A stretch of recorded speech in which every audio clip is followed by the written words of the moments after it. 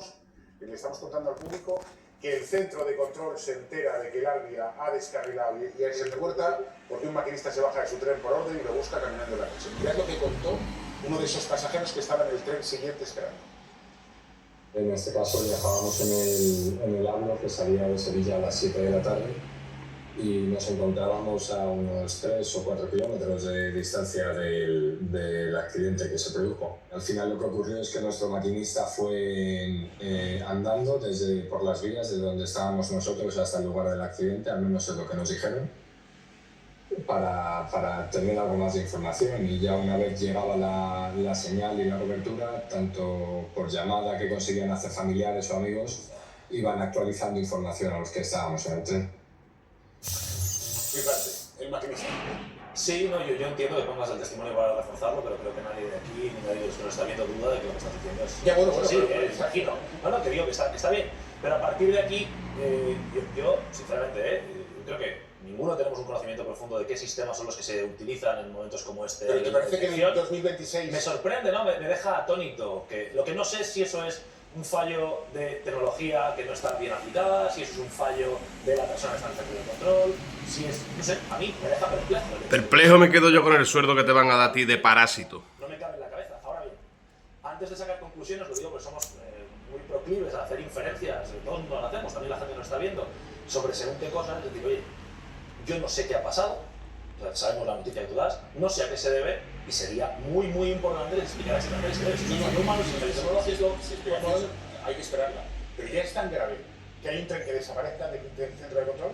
Sí, me parece de una gravedad. no te voy a quitar yo la gravedad del asunto, ¿no? Es posaccidente, además. Aquí el tema es que hemos pasado de que presumíamos de tenemos el mejor ave del mundo. Que vaya parásito. ¿Verdad? O sea, es que Este lo van a hacer yo no sé qué, de no sé cuánto, de Europa, yo qué sé. Bueno, ya estamos todos. Ya estamos todos. Ya estamos todos. Mira, que le mires la carita. Mira la carita. Estoy indignada. Ay, indignadísima. hay cagadas inmensas, da igual que sea, porque el de Libre no se entera de que ha descarrilado y piensa que se ha enganchado. El otro no sabe que va a venir un tren. El otro no ha detenido la velocidad hasta que ha habido un accidente con 40 muertos, aunque ahora lo está extendiendo por toda la línea del AVE Madrid-Barcelona. El resultado final es que se está generando un pánico al uso del tren, inducido por personas que hasta antes de ayer decían que esto era perfecto. Y al margen de las advertencias, que me parece lo más sintomático, de los profesionales del sector. Su amigo, el amigo de esta, dice que fue perfecto. El sector llevan diciendo no sé cuántos meses que esto no funciona. Mira, que le mires la carita. ¿Y eso qué consecuencias debe tener? Bueno, que cada uno ponga las que ponga, pero a mí me parece increíble que en este país lo que estemos viendo ahora sea una ceremonia de reparto de culpas, parece de PVC, un poco en muchas cosas, así, a ver si al final parece que no ha sido nadie. Bueno, yo creo que seguimos teniendo un buen tren, que no tiene que crear alarmismos y meter el miedo a la gente para que pueda seguir viajando, porque están yendo a su puesto de trabajo y están yendo a sus casas y hay mucha gente. Creo que debemos ser prudentes todos cuando nos sentamos en una silla y yo sé que todos Hay que ser prudentes cuando nos sentamos en una máquina del Estado. ¿Has visto lo que ha dicho Adif? Pero escúchame un momento, Naranjo. Y te estaban diciendo que no había que frenar los trenes y ahora de yo te repente he Adif escuchado. dice hay que frenarlos, ¿qué va a pensar la gente? Eso ¿Qué va a ahora lo pensar la hablamos, gente? pero además es que te falta una cosa en ese contexto, Y aquí que un no herbo. es frenar y reducir la velocidad para siempre, es mientras se está haciendo investigaciones que duran unas horas. Es decir, ayer, por ejemplo, se frenó, se puso la velocidad tope en 160 kilómetros en el tramo Madrid-Barcelona por la tarde y por la noche se volvió a quitar y volvió a su velocidad normal. Pero yo no si quiero la ha vuelto a poner ahora. esta intervención. La ha vuelto a Aquí hay limitar, pocas, Sara. aquí hay pocas, esto como la guerra, déjame hablar un segundo. guerra. Esto es como la... Habla con pero coherencia. déjame un segundo. Yo creo que hay que seguir mandando toda nuestra... El voto lo está dejando a todas estas. de las víctimas. Hay que seguir haciendo un trabajo de servicio público porque todavía están buscando a sus familiares en hospitales. Trabajo el que te ofrezco yo a ti ahí hasta la encina. Ese es el trabajo que te ofrezco yo a ti. Su madre y su padre. Y de paso le metes la mano en el culo a las vacas. Lo demás que está pasando y está siendo investigado y habrá que ver cuáles son las responsabilidades, habrá que ver si esta llamada que estamos conociendo y ese audio se debe a un fallo humano en el centro de control, se debe a un fallo en la vía, se debe porque a día de hoy no tenemos la información y no la vamos a tener hasta dentro de un año. Vamos a seguir no la vamos a tener. Todo junto y a la vez.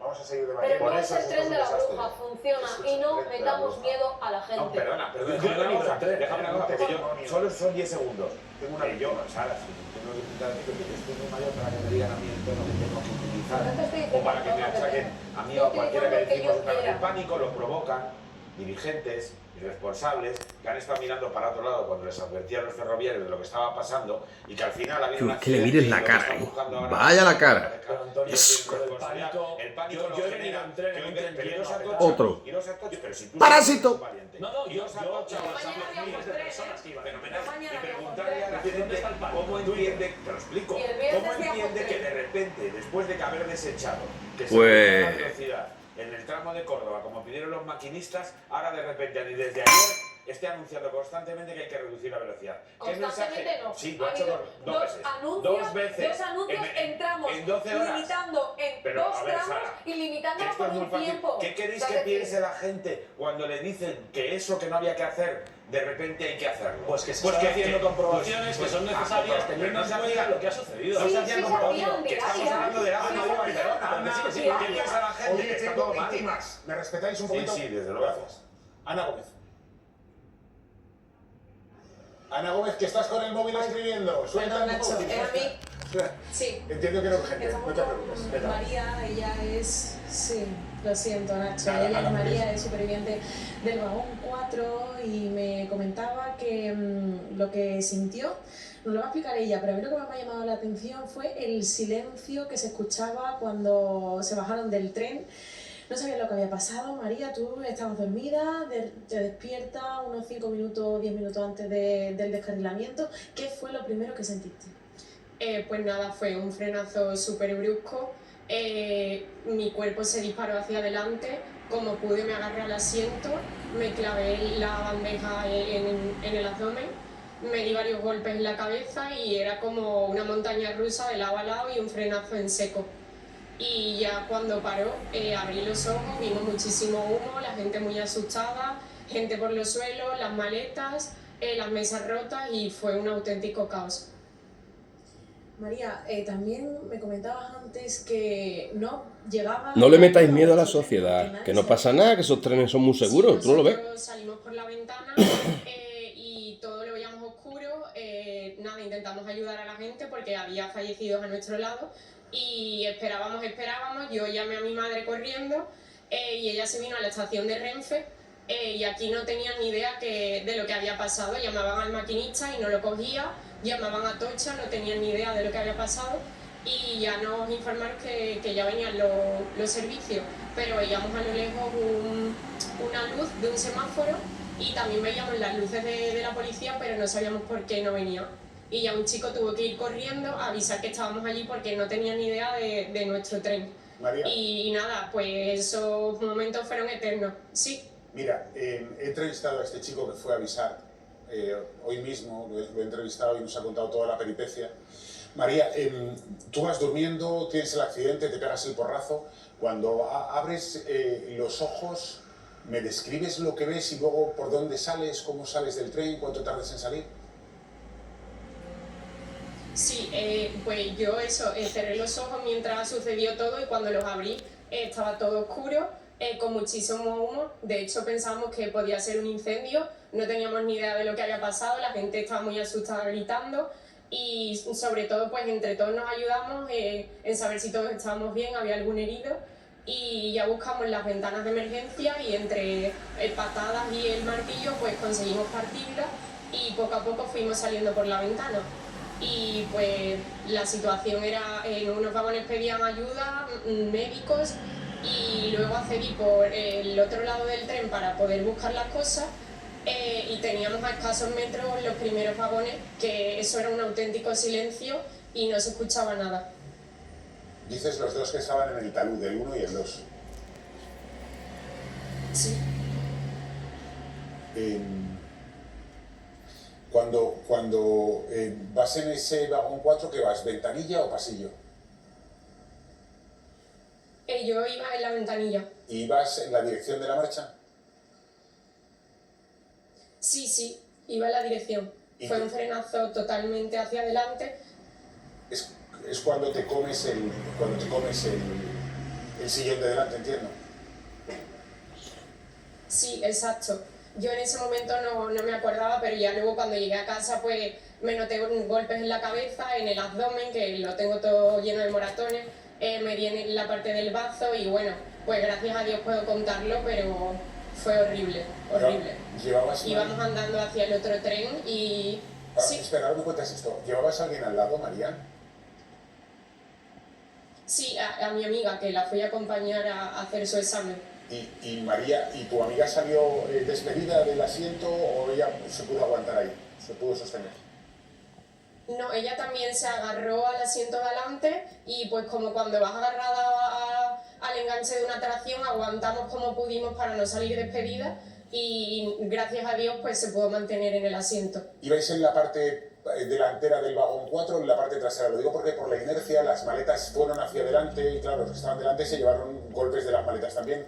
¿Vosotros recibisteis golpe de maleta o ibais detrás? Sí. Sí, nosotros íbamos en la delantera. ¿Y os cayeron? Sí, cerca a las mesas. Y claro, sí, los que iban en las mesas fueron los que recibieron todos los golpes de las maletas. Nosotras, gracias a Dios, no tuvimos impacto, solamente con el asiento de adelante, que salimos despedidas. Cuando pasa todo esto, ¿qué piensas? ¿Que te quedas ahí, María? No sé si es terror, no sé. Sí, en ese momento yo estaba aguantando con los ojos cerrados, pero yo el pensamiento que tuve fue de aquí no salgo. Yo esperaba un golpe aún más fuerte y ya quedarme ahí, no pensaba que fuera a salir. Que en la vida llegues a pensar eso tiene que ser terrible, terrorífico. Pensar de aquí no salgo. Sí. Que ese pensamiento cale y profundice en la mente tiene que ser absolutamente... da pánico. Salís por las ventanas y me dices que veis ya cadáveres, que entiendo que habían salido despedidos, gente pidiendo ayuda, silencio en los vagones 1 y 2 que están en el talud. ¿En qué momento decidís ir caminar hacia las luces, hacia Lirio? Pues nada, viendo que no llegaban las ayudas, un chico fue corriendo hacia allí y avisó que estábamos en un tren hacia adelante y no tenían ni idea que claro, con la oscuridad no nos veían. Nosotros sí veíamos luces de policía, pero no. Y entonces pues ya la Guardia Civil, gracias a su ayuda, vino corriendo y nos dijo, los que podáis andar, acceder hasta el otro tren, que allí vais a estar más resguardados.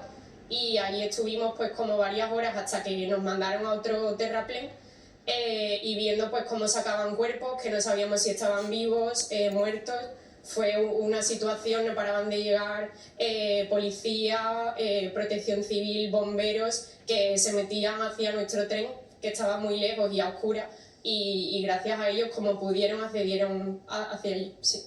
Debió ser dantesco, así como o sea, desde el punto de vista de la percepción visual, debió ser una barbaridad ver toda esa salvajada. Sí, a mí, de hecho, cuando cierro los ojos me vienen como flashes de todo lo que vimos, porque es que fue horrible. Y de hecho, cuando íbamos andando de un tren hacia el otro, la Guardia Civil nos decía, por favor, no miréis a la izquierda, porque había cuerpos, había gente con piernas rotas, puertas del tren que salieron despedidas, trozos del tren. Fue horrible. ¿Tú llegas, cuando tenéis el golpe, tú llegas a perder el móvil? Yo no sé, yo iba con él en la mano y no sé cómo pude agarrarlo, pero cuando abrí los ojos lo tenía en la mano y fue cuando inmediatamente llamé a mi madre, le dije que pensábamos que había descarrilado y que por favor avisaran a las emergencias porque temíamos que nos chocara otro tren al no tener constancia de que estuviéramos ahí. Pues fíjate, llamar a tu madre probablemente significó que ella no estuviese aterrorizada llamándote a ti.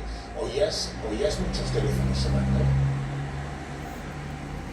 Sí, sonaban a cada momento, gente que perdía el teléfono y no sabía dónde estaba, gente que estaba llamando a sus familiares con ataques de ansiedad y eran teléfonos constantes, sí.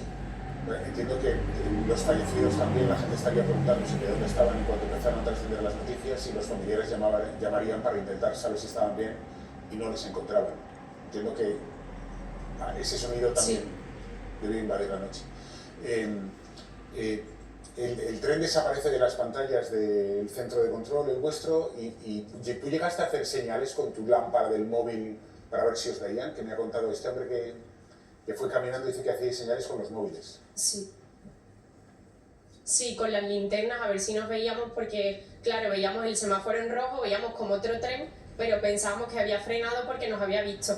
Y veíamos las luces de policía y, claro, intentamos hacerle señas y ya un chico decidió ir corriendo para avisarle porque, claro, esos momentos fueron eternos. Como él comentaba, parecieron horas y no veíamos que llegaran. Y sobre todo, nosotros estábamos bien, pero era la impotencia de que pedían médicos, pedían ayuda y no podíamos hacer nada.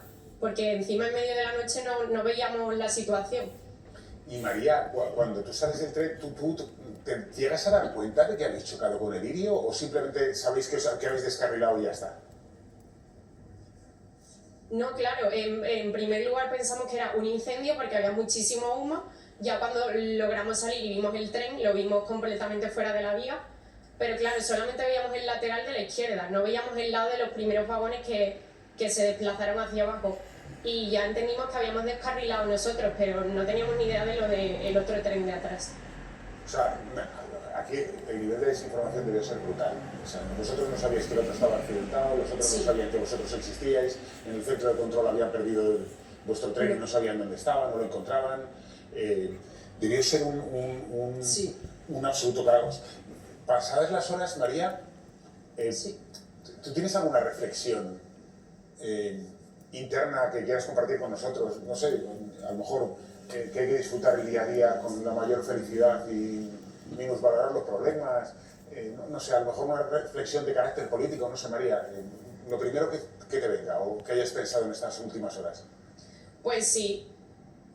Yo sobre todo he querido entrar porque quería agradecer bueno, pues a la policía, a la Guardia Civil, a todos los medios que estuvieron allí ayudándonos, que llegaron completamente súper rápido, también los voluntarios del pueblo de Adamuz, que son personas increíbles, jamás se me olvidará el trato que tuvieron con nosotros, que no nos dejaban solos en ningún momento. De hecho, Huelva fue el último en recibir el autobús porque no nos daban soluciones para volver. Madrid, Málaga y Córdoba le pusieron el autobús rápido, pero a nosotros no nos daban soluciones y gracias a la Guardia Civil y a la gente del pueblo pudimos recibir esa ayuda y aunque llegamos a las 5 de la mañana a Huelva, pero pudimos volver. Pues mira, María, está muy bien que se den las gracias, hay que reconocer errores, hay que dar gracias, hay que hacer de todo en esta vida que nos haga más humanos, abrazar más, besar más. Seguro que tu madre, cuando te vio un abrazo enorme porque es que un día estás y al día siguiente no, y al minuto siguiente no estás. María, que gracias por tu testimonio, que me ha encantado conocerte y escucharte, sobre todo porque hablas muy bien. Igualmente, gracias a vosotros. Lo describes muy bien. Ana Gómez, gran trabajo. Susana Díaz, senadora socialista, muy buenas. Muy buenas, Nacho. Pues se te rasga